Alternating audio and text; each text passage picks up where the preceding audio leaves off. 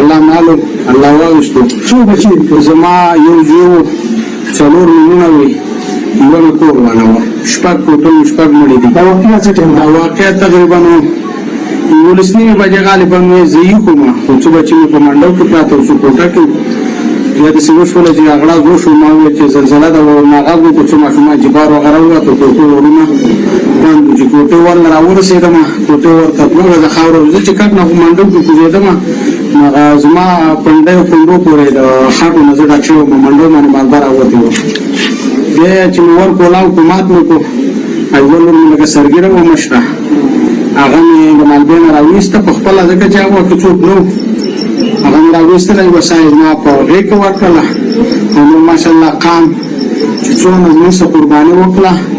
د بر سري قام چې زموږ څه څومره قرباني وکړه په ډانډوکی د کوشنګرګل دی پروګرام دی کوشاسری دی دې ټولو موږ راله غریبانانو په غم او درد کې راس شریک دي اوس زموږ د جنازې پیغام دا دی انشاءالله موږ به په 11 بجې باندې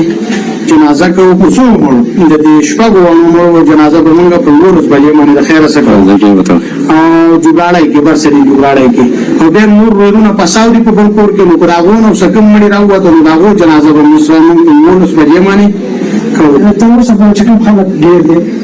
شپه او ورځ ولګېده دا حکومتي نمائندو سره سره د تاسو دا څه راغلي دي نو څه په دې راغلي څه پیغام دي سیوا الله دې په خپل رحم وکړي ځکه چې ماشاءالله تاسو راغلي استئ ځکه چې ولني تاسو دوه بجې په سخت حالاتو کې تاسو راغلي استئ موږ دې استئ پام او نور انتظامیه خو نظارت غواړم نه به جمله د بیان نه نه د وسه په دې نه د انتظامیه ماته پته نه کېدلې نه او نو راغلي او نو راشه اوس نور مړي پساوري په هغه کې د یو کور کې درې مړي پساوري سکورټن علاوه مشینه نه